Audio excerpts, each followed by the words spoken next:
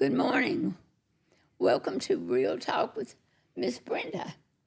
I am that Miss Brenda, and this today is Mary Jarman.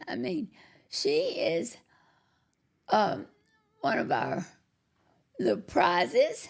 This morning I was listening to somebody on another podcast, and they were talking about some stories that they had heard, and I thought, whoa, I would love to have all mine start talking. And so today I have one. So, Miss Jarman, tell me a little bit about yourself. Well, would you like to know like currently about myself, or do you want to know kind of how I got here? I want to know how you got here. Okay. Well, the best way I can describe is my whole life I just felt different. Like I felt like there was something big in me. I didn't know if that would be like a big career or if I was going to be somebody big. I didn't know what it meant. But unfortunately, I took all the wrong routes searching for that big. I did go to college on the dance team. I thought that was going to be it for me. Performing, that was going to be my big thing, and it wasn't.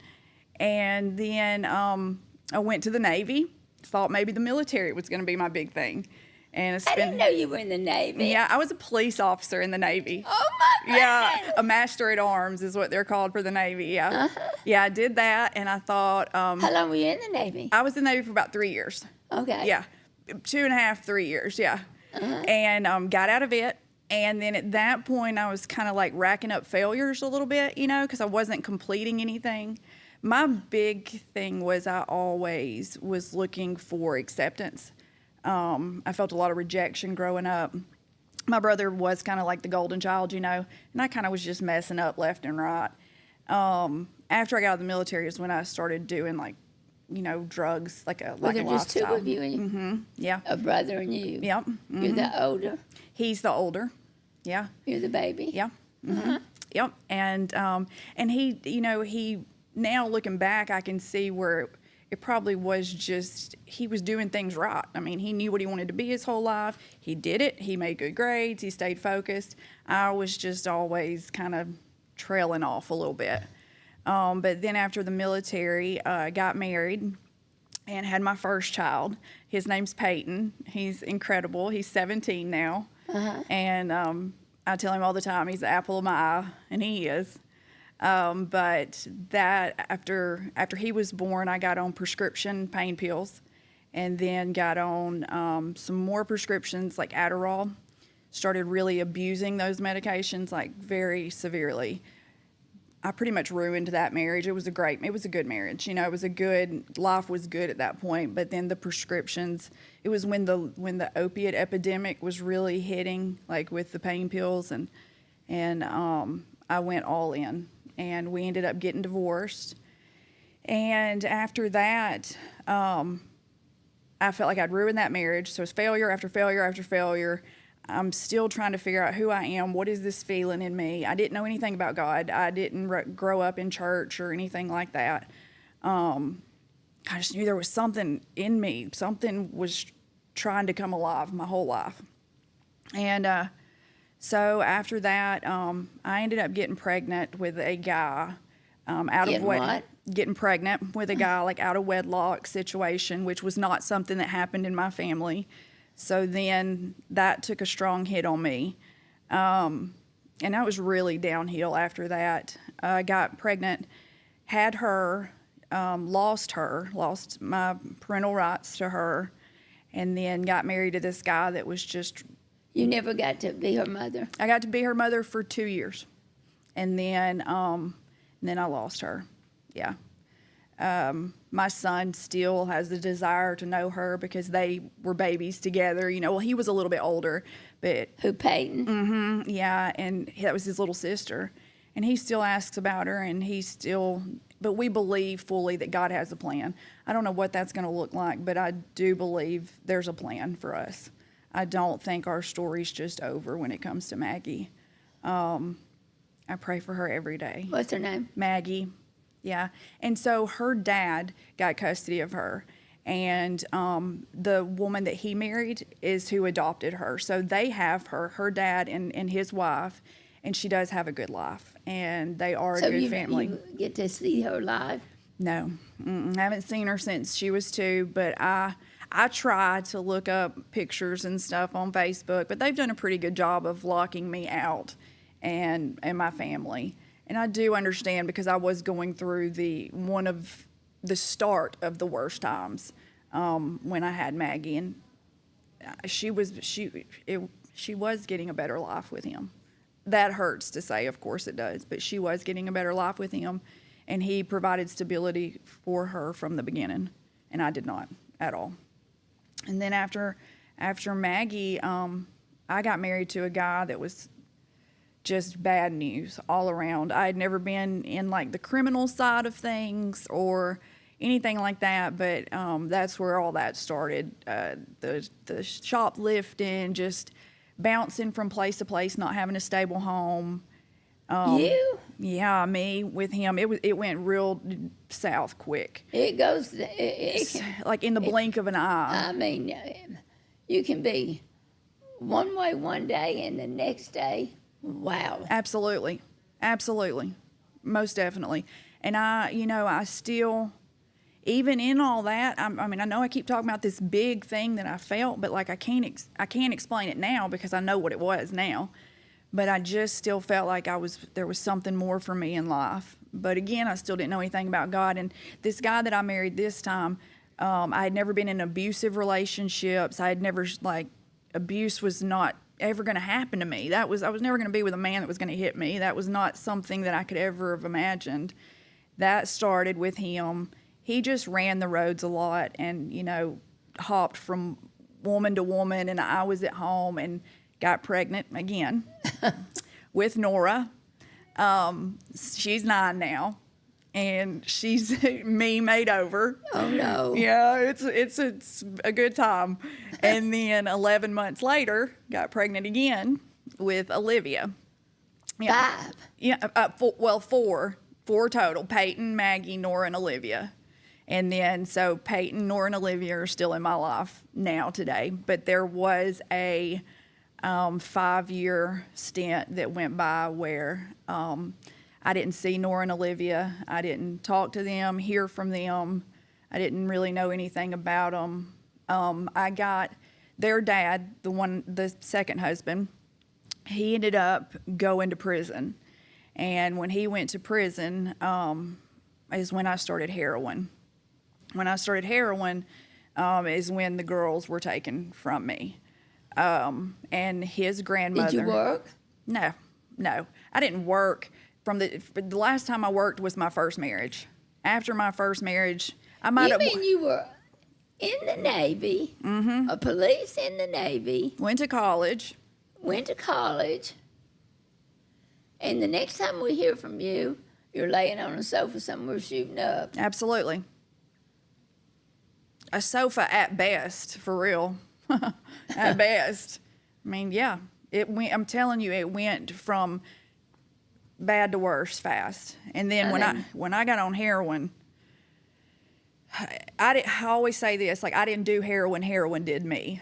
It owned me. I started breaking into my family's homes. I started stealing, lying, robbing, whatever I had to do to get that fixed. That's me. That is me.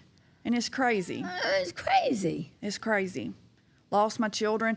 And what's really crazy is, so Nora was 2, and Olivia was almost 1. And Olivia I'd never seen her walk. So then we fast forward, I end up at the Love Lady Center, and time goes by, and I end up getting to see them for the first time in 5 years. And she walks in, and she's 5 years old now, but I'm watching her walk for the first time. And I realized that it was just as powerful then, because you fear that you've missed all these firsts with your children, and there's no way you're going to have those firsts with them. I was never going to get to see her walk, but I realized even when she was 5, it was just as powerful to me. When she walked in that room, it was me seeing her walk for the first time. Okay, so you were at the center 5 years? No. So I was at the center. So the heroin went on. I started going in and out of jail. And then my aunt said something that is so simple, but it blew my mind. She said to me, you've tried living life your way. Why don't you try it God's way? And that is such a simple concept, but I didn't know God, so I didn't understand what that meant. But when she said that, I was like, let's do it. And my son had told me, I'm not. He finally said, I'm not a kid anymore, Mom. I know what you're doing. I know the way you're living your life. And if you're going to continue to do this, you can't be in my life because you're hurting me. Okay, and he was with his dad. He was with his dad. But I would jump in and out of Peyton's life, and Peyton was always just as excited to talk to me every time. It would go 6 months, and then I'd call him, and we'd sit and we'd talk. And finally, he said, enough's enough. I can't do it. I can't do this with you. And I'm not kidding. I know what's happening. So I called my aunt and called my mom. I was 38 years old. I had never asked for help. I never wanted help, never thought I would ever change, didn't see that at all. Called my mom and I said, you've got to help me. I've got to do something different. I've got to change my life. And my mom had always tried to get me to come to the Love Lady Center. My mom's a nurse at St. Vincent's. And I guess some women she had worked with and just being in Birmingham, she had always heard about the Love Lady. So immediately she called the Love Lady Center. And she talked to Amy Haley. And Amy said, okay, bring her. Get her up here tomorrow. My mom drove, picked me up, put me in a hotel in Birmingham for the night. And my aunt brought me the next morning to the Love Lady Center. And I fought tooth and nail that day. I fought tooth and nail. I wanted it. I knew I wanted it. I knew God. I knew that feeling inside of me was leading me right there to it. But you were probably going to go through some bad withdrawals. Absolutely. Because at this point, I was hooked on several things. And what were you hooked on? So GHB was one of them. Water, yeah, that was intense. And then, of course, I was amphetamines and methamphetamines, but that withdrawal was nothing like what I was going to go through from the opiates and from the GHB. I almost feel like the GHB was worse than anything. Really? Mm-hmm. Yeah, I almost do. And I mean, and that's including coming off of heroin. It was close call between them. I don't understand that. Well, I mean, I was drinking when I tell you I was drinking it all day, every day. Little sips. Absolutely, sips out of caps. I was unconscious pretty much 24/7, but I was miserable, and I didn't know what to do. I mean, I was hopeless. When I tell you hopeless, I tell you hopeless. There was nothing in me that believed there was another way. So I was just letting the hours tick by, and sometimes I was awake, most of the time I wasn't. I had nothing to live for. I had absolutely nothing to live for. And what year was that? And what? What year was that? That was in 21. That was right after I came in on the first intake after COVID. Mm-hmm. March of 21. Yep. Came in, and I came in acting crazy. Did you? I came in acting crazy, and I had a little bag of drugs with me, and You just in case. oh no, yeah, I was on a see. My aunt she had already figured me out, so she wouldn't let me out of her sight or anything. But so when I got there, Melissa Gregory was at the intake door. And she was the one who, brought me in. I was just mad. And I was like, I've got this bag of dope and I'm going to do it and you're not going to stop me. And she was like, just sit down with me. And we sat in the grass and she called Miss Melinda. And she was like, there's this girl down here and she's wanting to do her drugs. And I don't know what to tell her. And she was like, well, tell her that if she really wants change, then she's not worried about those drugs. And I did want change, but I also wanted those drugs. And at that point, I didn't have the mentality to separate them. I didn't think. But so I said, well, here's the bottom line. I don't have to be here till 3:00. It's only 11. I'm walking the road and I'll be back. And Melissa was like, this is a bad neighborhood. And I was like, I am a bad neighborhood, and I walked down and I sat down on the tree stump at the end of phase 1. And I looked at the bag and I was like, just let it go. And I took it back up there and I handed it to Melissa, and I was like, I don't want it. Just get me in here. And They wanted to give me some PM medicine and let me lay down because I was a mess. But I was like, Amy Haley came around and she said, let me just talk to her. And she talked to me. And that created just such a bond between she and I because so much of her story reminded me of mine. And it just gave me hope. And from that moment, I was in full surrender. I went through at least 12 days of being pretty sick. And then, yeah, it was bad. And I didn't do much for those first few days, but everybody was so good with me. They knew how sick I was, and they just kind of let me get through that time. And as soon as I got out of there, Amy Haley came looking for me, and she wanted me to come work in intake with her. And so that's where my job readiness was, my whole program. Was it? Yeah, yeah. And it was so funny. It's so funny how God orchestrates things. Because Melissa was the one that was at the door who I talked to and wanted the drugs.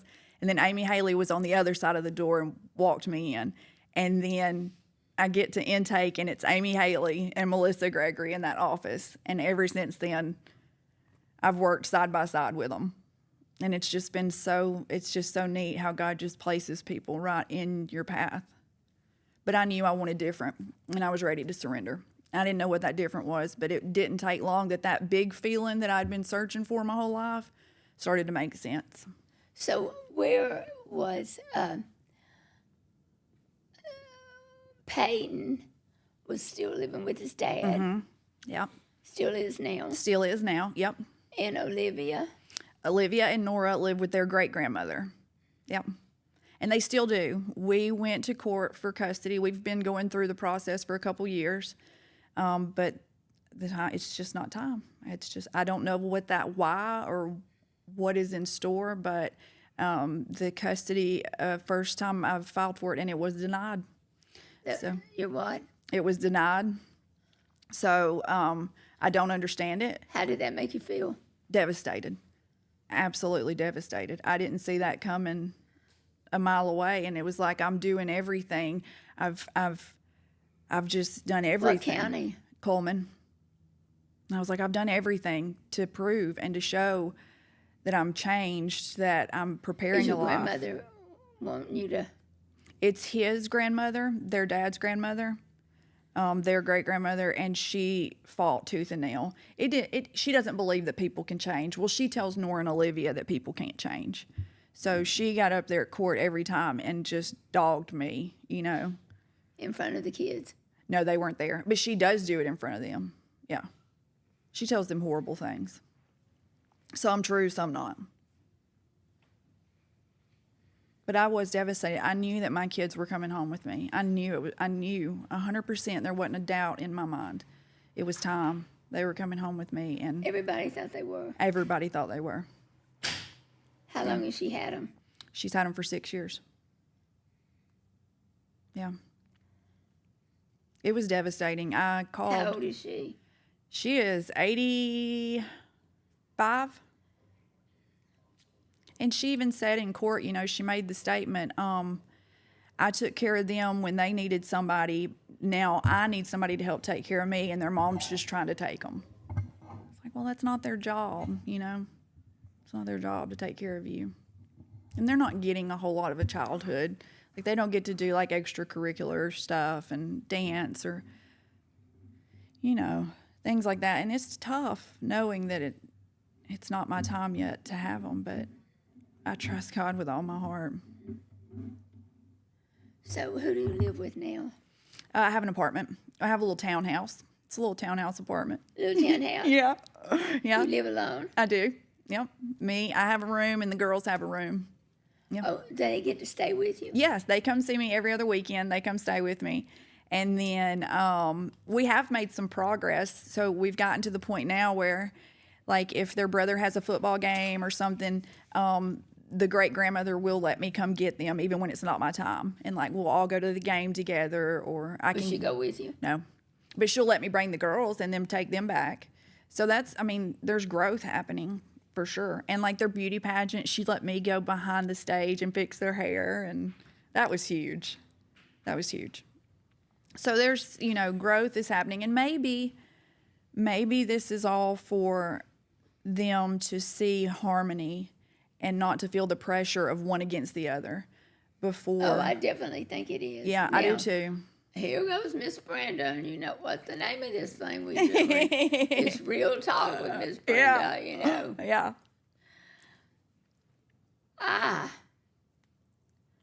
If I may be so bold, Absolutely. I look at it from both sides. This woman was there at her age, just older than me, but she probably, her life's wrapped up in those girls. Absolutely. And she has been there for them. They love her. They do. And they probably do want to be there for her some. Absolutely. Absolutely. And they are getting to do curricular, other kind of things. Yeah. And 6 years is a long time. It is. 6 years is a long, long time It is. to have those babies. And you're going to have them the rest of their life. Yeah. I agree. I can see it. I can see both sides. I can absolutely see. I know that they are her purpose. They are her world. And she has been there and she has loved them.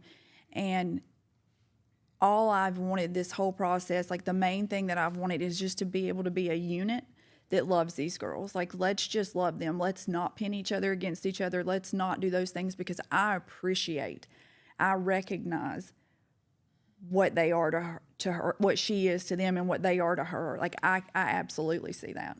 I absolutely see it. I was devastated, but I have peace about it now. Initially, it was an initial shock. I was not shocked. Yeah. Because I looked at the 6 years and I'm thinking to myself, 6 years is a long time. It is. And I have all these grandchildren of mine. And I'm telling you, I'd have been on top of that judge's desk. Yeah. Fighting like Yeah. that. You know, probably, if I were you, I would sit down and write her a nice long letter. Yeah. And tell her how much you appreciate it and that you don't want to take the girls away from her. Right. You don't. Yeah. They need her. I agree. I can see it. And they're not going to have her forever. I know. She's going to die. Yeah. And I guess I just feel sorry for her. Yeah. You know, it sounds like I'm not on your side. No, I am on your side. I get it. I completely see. I completely understand. Completely. You know. Yeah. Everybody loves you so much, and everybody, you do so good, and you're so fun-loving, and you would be more fun for the girls. But she is stable. She is stable. And they have a home. They have a beautiful little brick home right next door to the elementary school. I can absolutely see why God has them where he has them for Is now. she a Christian? She is. Well, she is. She is. She knows the Bible well. She goes to church, takes the girls to church. She's raised them. But she does have a very hardened heart. So I don't think that she necessarily lives like a Christian, but she tries to. But there's just ways about her that are just very hardened and very hateful and very hard to understand. But there's very good things too. Like she has the girls give out, help pack, boxes to send over to people when the hurricanes were coming. And, they pack their toys up to send off to, they do things that I'm proud that they have that in their life. Absolutely. But I mean, there are things that make it very confusing to understand because there are some very hard ways about her too. Don't we all? We do. We do. Don't we all? We do. And I think a lot of hers is fear too. I think there was a You know lot of... she's got to be scared to Absolutely. death. I think so much of it... Is she married? No. I think so much it was her opera. They're everything to her. I mean, they're everything. I think she was operating in a fear out of a lot of the things that she said and did. I If think I it was was the fear. judge, I wouldn't hand him over. Yeah, and he didn't. And he didn't. Now, all you love ladies out here listening to me, when I say stuff like this, do not get mad at me. No, there's no. I'm having no. to tell you how I really see it. And I appreciate it. I do, and I Because I understand know it. how much everybody loves you, Mary, and everybody wants you to have those kids. And she's done everything but raise them.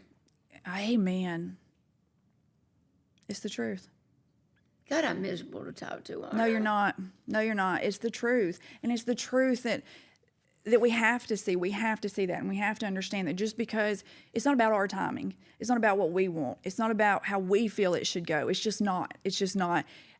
I can selfishly get wrapped up in, oh, well, I've done everything and they should be with me. Yes, it was devastating to me when I found out they weren't coming home. But there's so many things. God has highlighted so many different ways and things to me to make it make sense that I don't have that stable. I'm on shelter care. Shelter care just ran out. So that puts, I can see now, well, if God would have put the children in my hands when he did, now here we are dealing with, what's going to happen with homes. Do you ever go up there like on a Sunday? Do I ever go to where they are? I haven't. I would go up there on Sunday and take her and the girls out to eat. I do get her some. I do get her, like, always get like flour or something. I send her stuff she does for me too. Like, it'll be different, but she'll send me, like, I'll send her flowers, or I'll make sure that the girls buy her something always for holidays or for her birthday. And then she sent for Christmas last year, and I loved it.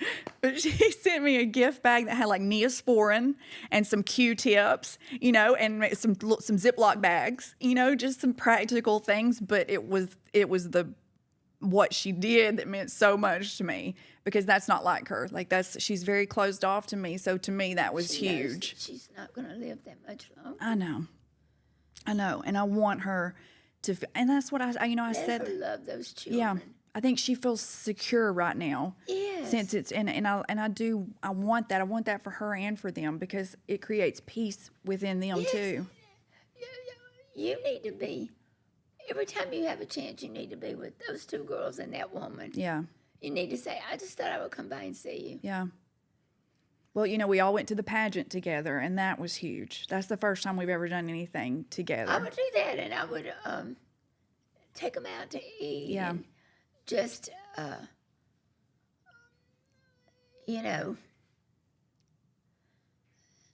think that's what this time is about, don't you? I know it is. Yeah. I didn't come on here to counsel you, but Yeah. I know it is. Yeah. That's what this is about. Too often we get caught up in, they're my kids, they're my this, they're my that. Well, you weren't there when they need you, did you? It's true. So why can't you, does Peyton get to see them? Yes. So he comes on the weekends that I have them, he always tries to get involved. If he's not there at our house, because, he's 17 and he's got a girlfriend and all that now, but we all will go to church together on Sundays. So I take the girls to the church that he goes to with his girlfriend, and we all meet up and we do that. Or if it's a weekend where we go to his ball games every Friday night that I have him or have them. And then if he can, if he's not too busy, he'll come and just spend the weekend with us. He loves his sisters very much. They love him very much.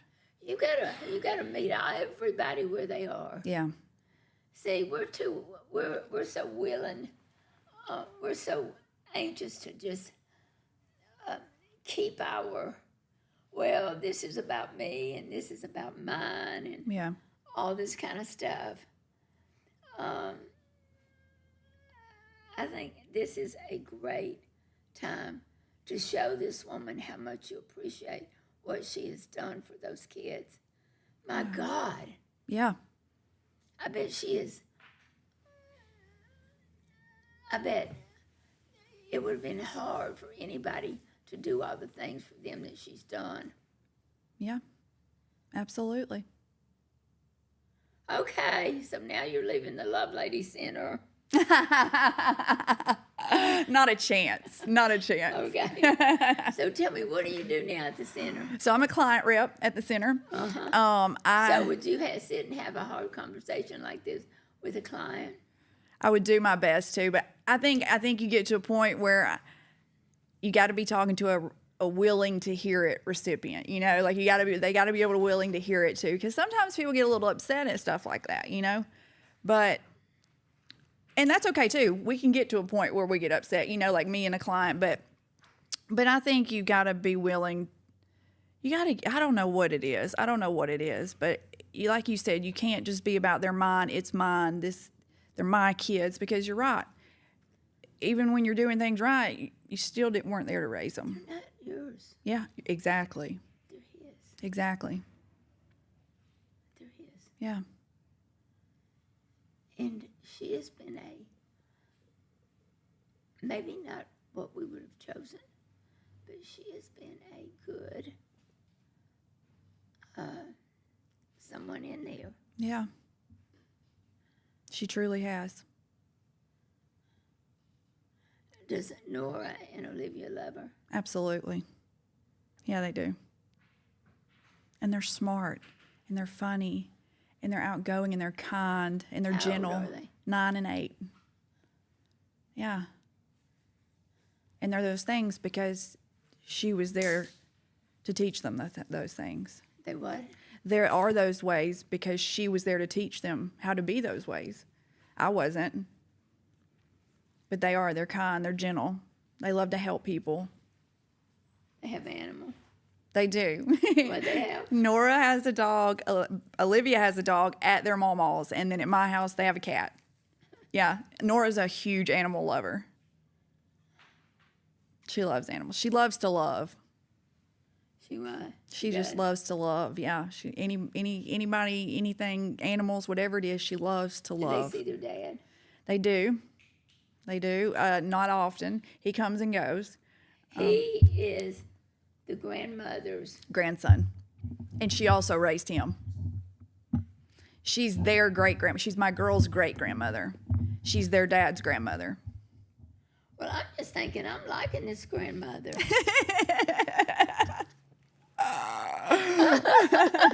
Well, this is not where I thought this was going to go. I quit.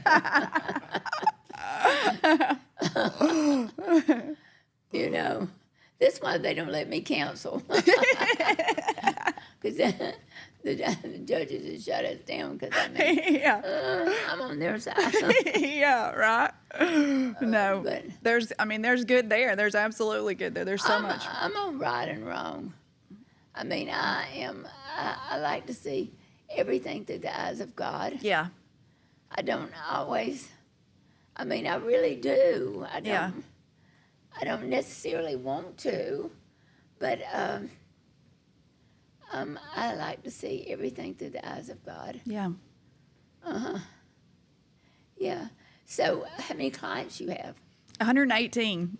Oh, my God. I have 118 clients. Yeah. Yeah. It's good, though. It's great. Keeps you busy. It keeps me so busy, and I love that. I love to stay busy. Yeah. You got your driver's license? Oh, yeah. Got my driver's license. So when I was in the program, that was one of the things that I got. Got my driver's license and have my apartment.